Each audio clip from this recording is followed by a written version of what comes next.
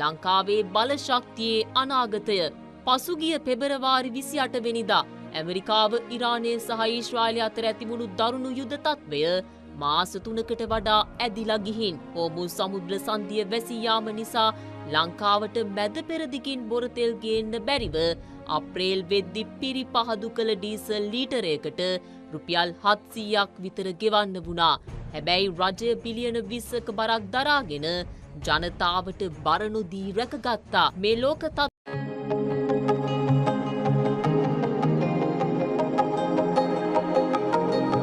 නිසාම ඊයේ රාත්‍රියේ ඉන්ධන මිල වැඩි කරන්න වුණා. ඉන්දියාව, පාකිස්තානය, වියට්නාමය, චීනය, ඇමරිකාව, මැද පෙරදිග රටවල්, බ්‍රසීලය, කැනඩාව පවා අවස්ථා කිහිපයකදීම ළඟ ඉන්ධන මිල වැඩි කළා.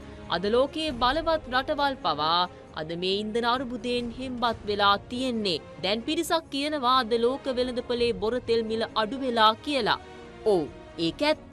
අදත් බ්‍රෙන්ට් බොරතෙල් බැරලයක් $92කටත් WTI $88කටත් උච්චාවටනය වෙනවා. ඒත් යුද්ධ පටන් ගන්නකොට තිබුණ $60 සීමාවට තවම ඇවිත් නැහැ. හැබැයි අපි මේ අද ලබා දෙන්නේ බොරතෙල් ගෙන්නවලා විතරක් නෙවෙයි, අපිට වැඩියෙන් ගෙන්නවන්න උනේ පිරිපහදු කළ ඉන්ධන. අනික අද මිලට අද ලංකාවේ දෙන්න බෑ. අද අපි ඇනවුම් කරන තෙල් ලංකාවට ආවම ඒවා පිරිපහදු කරලා දෙනකොට ඔන්නේ මිලට දෙන්න පුළුවන්. හැබැයි ලංකාව මේකට අපූරු විසඳුමක් හෙව්වා. ඒ තමයි හරිත විදුලිය ගබඩා කරන බේස් බැටරි පද්ධතිය. ඊයේ අලුයම මෙගාවොට් 60ක දෙවැනි බැටරි තොගයත් කොළඹ වරායට ආවා. දැන් සමස්ත මෙගාවොට් 160න් හරි අඩක්. ඒ කියන්නේ මෙගාවොට් 80ක්ම ලංකාවට ඇවිත් ඉවරයි. ගාල්ල, මාතර, මහව, වවුනියාව, චුන්නාකම්, කිලිනොච්චිය වගේ උපපොළවල් 16ක මේවා සවි කරනවා.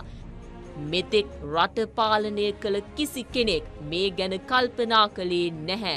කලින් පාලකයෝ ක්‍රමවේදයක් නැතුව ඡන්ද බලාගෙන සෝලා පැනල් බෙදලා පද්ධතියම ජංජාලයක් කළා. ඊයේ දවලුත් විදුලිය කපන්න උනේ නිසයි.